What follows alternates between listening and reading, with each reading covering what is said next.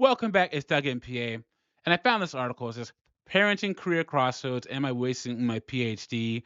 This woman, she got her PhD, but she's trying to decide if she wants to pursue full time work outside of the home or if she wants to stay home and focus on her children.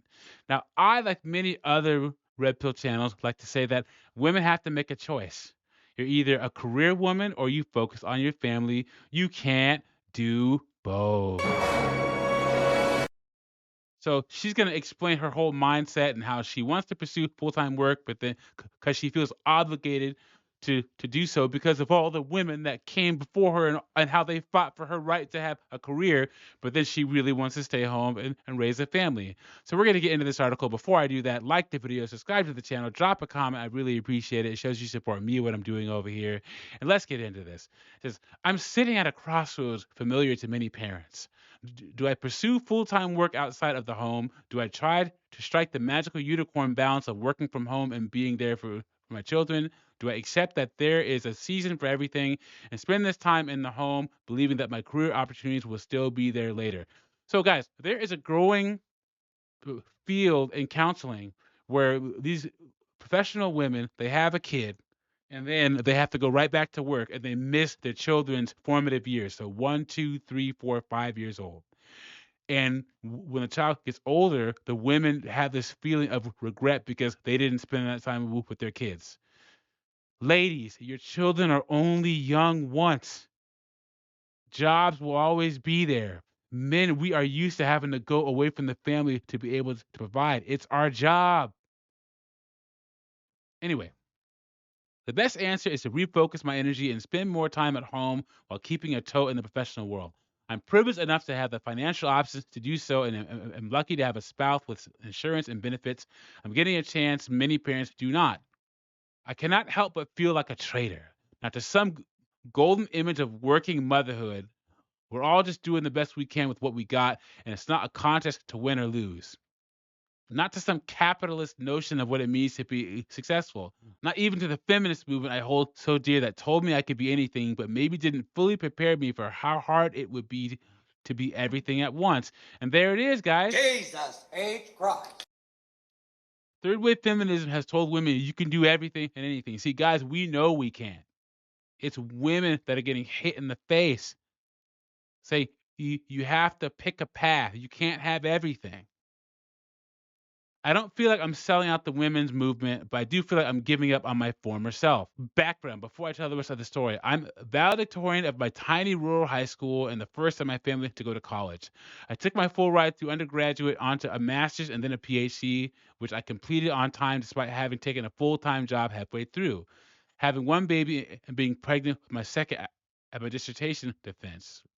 This last year, I was in my sixth year as a full-time college professor, where I had been steadily climbing the academic ranks, serving on curriculum design committees, presenting at conferences, had publications in academic journals, and was living the life I had thought I would live. It's also important to know that I loved my job. It was a vocation for me, and I was proud to do it for the rest of my life. So, her academic accomplishments, I got to give her a round of applause for that because that's a lot. So let me give her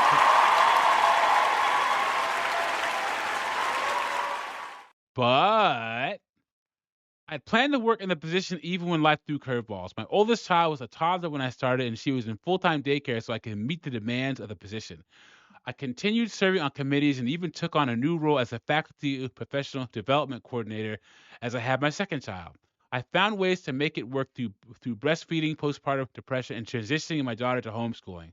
I was as committed to my career as I was to parenthood because my career mattered to me. I knew I was making a difference in the world, and I felt I was built to do that work. So here is the rub, guys. I knew I was making a difference in the world. This is the problem with a lot of women. Men, we know that most of us aren't going to make a difference in the world. We're just going to be regular guys working some job. The guys in the sewers, do they feel like they're changing the world? Nope. The guys on the roofs, do they feel like they're changing the world? Nope. The guys paving the concrete, are they changing the world? Nope.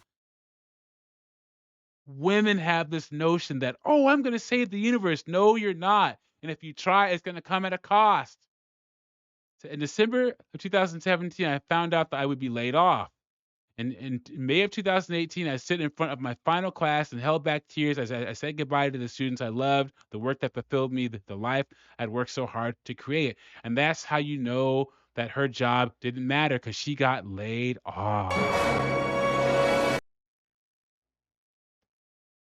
Sorry, but academia, in a recession, you can lose your job. It's just like, human resources, all these different jobs.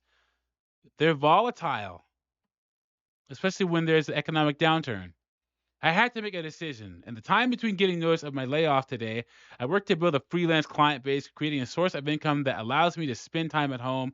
I have dreams and goals about ways to shift my expertise into other paths, but I also feel drained and more than a little trapped. I worry about the message I'm sending to my children and to myself.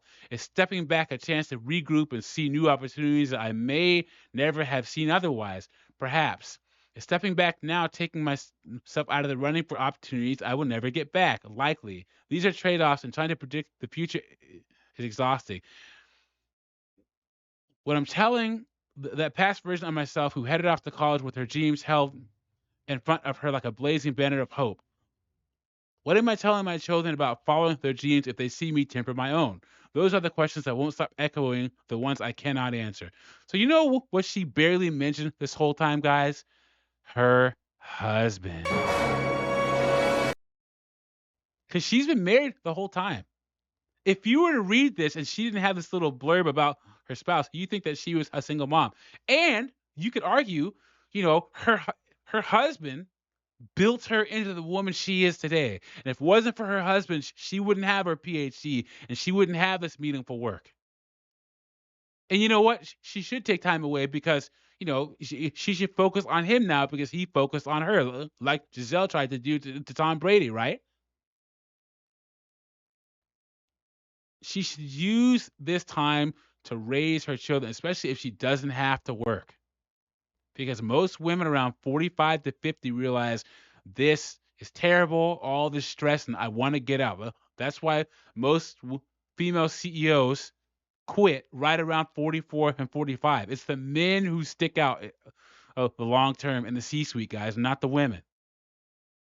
She needs to enjoy as much time as she can with her children while they're young.